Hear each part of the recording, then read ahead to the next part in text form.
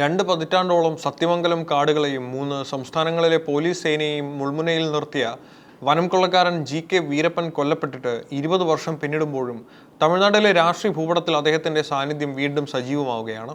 കാടിനുള്ളിലെ ഒളിത്താവളങ്ങളിൽ നിന്ന് ജനാധിപത്യത്തിന്റെ പരസ്യമായ തെരഞ്ഞെടുപ്പ് വേദികളിലേക്ക് വീരപ്പന്റെ കുടുംബം എത്തുമ്പോൾ അത് കേവലം ഒരു മത്സരത്തിനപ്പുറം വലിയൊരു രാഷ്ട്രീയ സന്ദേശമായി മാറുന്നു. 2004 പ്രത്യേക ദൗത്യസേനയുടെ വെടിയേറ്റ് വീരപ്പൻ മരിച്ചതോടെ കാട്ടിലെ അധ്യായം അവസാനിച്ചെങ്കിലും അദ്ദേഹത്തിന്റെ ഭാര്യ മുത്തുലക്ഷ്മിയും മകൾ വിദ്യാറാണിയും ഇന്ന് തമിഴ്നാട് രാഷ്ട്രീയത്തിൽ സജീവമാണ്. 2026 നിയമസഭാ തെരഞ്ഞെടുപ്പിൽ ഇരുവരും വ്യത്യസ്ത മണ്ഡലങ്ങളിൽ നിന്ന് സ്ഥാനാർത്ഥികളായി മത്സരിക്കുന്നു എന്നത് വോട്ടർമാർക്കിടയിൽ വലിയ കൗതുകവും ചർച്ചയും സൃഷ്ടിച്ചിട്ടുണ്ട്.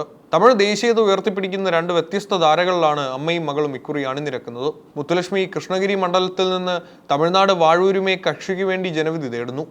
അഭിഭാഷകയായ വിദ്യാറാണി മേട്ടൂർ മണ്ഡലത്തിൽ സീമാന്റെ നേതൃത്വത്തിലുള്ള നാം തമിഴർ കക്ഷിക്ക് വേണ്ടി മത്സരരംഗത്തുണ്ട്. വീരപ്പനെ ഒരു തമിഴ് നായകനായി ചിത്രീകരിക്കുന്ന തമിഴ് ദേശീയവാദികളുടെ വോട്ടുകൾ ലക്ഷ്യം വെച്ചാണ് ഈ നീക്കം. പാവപ്പെട്ടവരുടെ സംരക്ഷകനായിരുന്ന വീരപ്പനെ രാഷ്ട്രീയ ഗൂഢാലോചനയിലൂടെ വധിച്ചതാണെന്ന മുത്തുലക്ഷ്മിയുടെ വാദം തിരഞ്ഞെടുപ്പ് പ്രചാരണങ്ങളിൽ വലിയ തോതിൽ ആയുധമാക്കപ്പെട്ടു. തോക്കിൻ മുനയിൽ നിന്ന് ബാലറ്റ് ബോക്സിലേക്കുള്ള ഈ ചൂടുമാറ്റം തമിഴ്നാട് തിരഞ്ഞെടുപ്പ് ഫലത്തിൽ എത്രത്തോളം ചലനം സൃഷ്ടിക്കുമെന്ന് വരും ദിവസങ്ങളിൽ വ്യക്തമാകും. തമിഴ്നാട് നിയമസഭാ തെരഞ്ഞെടുപ്പിൽ കൃഷ്ണഗിരി മണ്ഡലത്തിൽ നിന്ന് ചതുരംഗത്തിലിറങ്ങുന്ന മുത്തുലക്ഷ്മി തന്റെ ഭർത്താവ് വീരപ്പന്റെ രാഷ്ട്രീയ സാധ്യതകളെക്കുറിച്ച് നടത്തിയ വെളിപ്പെടുത്തലുകൾ വോട്ടർമാർക്കിടയിൽ വലിയ ചർച്ചയായിരിക്കുകയാണ്. വീരപ്പൻ ഒരു വനം കൊള്ളക്കാരൻ എന്നതിലുപരി വലിയൊരു ജനസ്വാധീനമുള്ള നേതാവായി വളരുമെന്ന് പലരും ഭയപ്പെട്ടിരുന്നുവെന്നാണ് മുത്തുലക്ഷ്മി അവകാശപ്പെടുന്നത്. വീരപ്പനെ വധിച്ചത് കേവലം ഒരു പോലീസ് നടപടിയല്ലെന്നും മറിച്ച് വലിയൊരു രാഷ്ട്രീയ ഗൂഢാലോചനയുടെ ഫലമാണെന്നുമാണ് മുത്തുലക്ഷ്മി പറയുന്നത്. വീരപ്പൻ കാടുവിട്ട് പുറത്തു വരികയും സജീവ രാഷ്ട്രീയത്തിൽ പ്രവേശിക്കുകയും ചെയ്താൽ തമിഴ്നാട്ടിലെ അന്നത്തെ പ്രമുഖ നേതാക്കളുടെ രാഷ്ട്രീയ ഭാവി തകരുമെന്ന ആശങ്ക അവർക്കുണ്ടായിരുന്നു.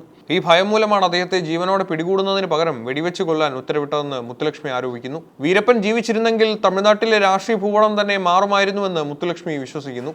പാവപ്പെട്ടവർക്കും സാധാരണക്കാർക്കും വേണ്ടി നിലകൊണ്ട വ്യക്തിയായിരുന്നു അദ്ദേഹം. അവർ രാഷ്ട്രീയത്തിൽ വന്നിരുന്നെങ്കിൽ തമിഴ്നാട് മുഖ്യമന്ത്രി വരെ ആയേനെ എന്നാണ് അവർ പ്രതികരിച്ചത്.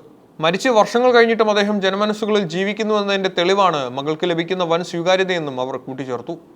മരം മുറിച്ചതും വേട്ടയാടിയതും വ്യക്തിപരമായ ലാഭത്തിനല്ലെന്നും മറിച്ച് തന്റെ ഒപ്പമുള്ള പാവപ്പെട്ട ജനങ്ങളെ സംരക്ഷിക്കാനായിരുന്നുവെന്നും മുത്തുലക്ഷ്മി പറയുന്നു. പാവപ്പെട്ടവരുടെ ശബ്ദമായ വീരപ്പനെ ചിത്രീകരിച്ചുകൊണ്ടാണ് അവർ തെരഞ്ഞെടുപ്പ് പ്രചാരണങ്ങൾ നയിക്കുന്നത്. കഴിഞ്ഞ ലോക്സഭാ തെരഞ്ഞെടുപ്പിൽ മകൾ വിദ്യാറാണിക്ക് ലഭിച്ച 1 ലക്ഷത്തിലധികം വോട്ടുകൾ ഈ സ്വാധീനത്തിന്റെ തെളിവാണെന്നും അവർ ചൂണ്ടിക്കാണിക്കുന്നു. വീരപ്പന്റെ പിൻഗാമിയായി രാഷ്ട്രീയത്തിലേക്ക് കടന്നുവന്ന മകൾ വിദ്യാറാണി കേവലം ഒരു പാരമ്പര്യത്തിന്റെ പേരിലല്ല മറിച്ച് സ്വന്തം വ്യക്തിത്വവും വിദ്യാഭ്യാസ യോഗ്യതയും കൊണ്ട് തമിഴ് രാഷ്ട്രീയത്തിൽ ശ്രദ്ധിക്കപ്പെടുകയാണ്. 35 വയസ്സുകാരിയായ വിദ്യാറാണി ഒരു അഭിഭാഷക കൂടിയാണെന്നത് അവരുടെ രാഷ്ട്രീയ പ്രവേശനത്തിന് കൂടുതൽ ഗൗരവം നൽകുന്നു. സീമാന്റെ നേതൃത്വത്തിലുള്ള നാം തമിഴർ കക്ഷിയുടെ ഭാഗമായാണ് വിദ്യാറാണി തന്റെ രാഷ്ട്രീയ പ്രവർത്തനം മുന്നോട്ട് കൊണ്ടുപോകുന്നത്. 2026 നിയമസഭാ തെരഞ്ഞെടുപ്പിൽ മേട്ടൂർ മണ്ഡലത്തിൽ നിന്നാണ് അവർ ജനവിധി തേടുന്നത്. 2024 ലോക്സഭാ തെരഞ്ഞെടുപ്പിൽ നാം തമിഴർ കക്ഷിക്ക് വേണ്ടി മത്സരിച്ച വിദ്യാറാണിക്ക് 1 ലക്ഷത്തിലധികം വോട്ടുകൾ നേടാൻ സാധിച്ചിരുന്നു. ഒരു നവാഗതയെ സംബന്ധിച്ചിടത്തോളം ഈ വോട്ട് വിഹിതം രാഷ്ട്രീയ വൃത്തങ്ങളിൽ വലിയ ചർച്ചയായിരുന്നു. തമിഴ് സ്വത്വത്തിലും ദേശീയതയിലും അധിഷ്ഠിതമായ രാഷ്ട്രീയമാണ് വിദ്യാറാണി ഉയർത്തിപ്പിടിക്കുന്നത്. വിദ്യാറാണിയും അമ്മ മുത്തുലക്ഷ്മിയും വ്യത്യസ്ത പാർട്ടികളാണെങ്കിലും വീരപ്പന്റെ പാരമ്പര്യം വോട്ടാക്കി മാറ്റുക എന്നതാണ് ഇരുവരുടെയും ലക്ഷ്യം. കഴിഞ്ഞ തവണ മകൾക്ക് ലഭിച്ച വോട്ടുകൾക്ക് ഇക്കുറി തനിക്കും വിജയം ഉറപ്പാക്കുമെന്നാണ് മുത്തുലക്ഷ്മി വിശ്വസിക്കുന്നത്. തമിഴ്നാട്ടിലെ ദ്രാവിഡ രാഷ്ട്രീയത്തിന് ബദലായി വളർന്നുവന്ന തമിഴ് ദേശീയതയുടെ ഭാഗമായി വിദ്യാറാണി മാറുന്നത് വരും കാലത്ത് വലിയ മാറ്റങ്ങൾക്ക് കാരണമായേക്കാം. ജനാധിപത്യപരമായ രീതിയിലൂടെ പിതാവിന്റെ ലക്ഷ്യങ്ങൾ നേടിയെടുക്കാനാണ് താൻ ശ്രമിക്കുന്നതെന്ന് അവർ വ്യക്തമാക്കുന്നു. വീരപ്പൻ കൊല്ലപ്പെട്ട് 2 പതിറ്റാണ്ട് തികയുമ്പോഴും തമിഴ് മണ്ണിൽ അദ്ദേഹത്തിന്റെ പേര് ഇന്നും വലിയൊരു വൈകാരിക തരംഗമായി നിലനിൽക്കുന്നു എന്നതിന്റെ തെളിവാണ് ഈ തെരഞ്ഞെടുപ്പ്. മുത്തുലക്ഷ്മിയുടെയും വിദ്യാറാണിയുടെയും സ്ഥാനാർത്ഥിത്വം തമിഴ്നാട് രാഷ്ട്രീയത്തിൽ കേവലം ഒരു മത്സരത്തിനപ്പുറം വലിയൊരു ജനാധിപത്യ പരീക്ഷണമായി മാറിയിരിക്കുകയാണ്. സത്യമംഗലം കാടുകളിൽ നിന്ന് ഉയർന്ന ആയുധത്തിന്റെ ശബ്ദം ഇന്ന് തെരഞ്ഞെടുപ്പിന്റെ വേദികളിൽ വോട്ടർമാരോടുള്ള അഭ്യർത്ഥനയായി മാറിയിരിക്കുന്നു. നിയമവ്യവസ്ഥയെ വെല്ലുവിളിച്ച ഒരു ഭൂതകാലത്തിൽ നിന്ന് നിയമസഭയ്ക്കുള്ളിലെ തീരുമാനങ്ങളിൽ പങ്കാളിയാകാൻ വീരപ്പന്റെ കുടുംബം ശ്രമിക്കുന്നത് ജനാധിപത്യത്തിന്റെ വലിയൊരു വിജയമായി ഒരു വിഭാഗം നിരീക്ഷകർ കാണുന്നു.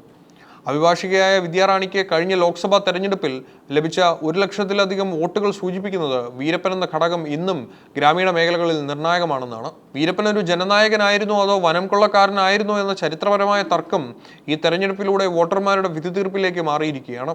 കൃഷ്ണഗിരിയിലും മേട്ടൂരിലും ജനങ്ങൾ ആർക്കൊപ്പം നിൽക്കുമെന്നത് തമിഴ്നാട് രാഷ്ട്രീയത്തിലെ വരാനിരിക്കുന്ന സമവാക്യങ്ങളെ മാറ്റി എഴുതാൻ പ്രാപ്തിയുള്ളതാണ്.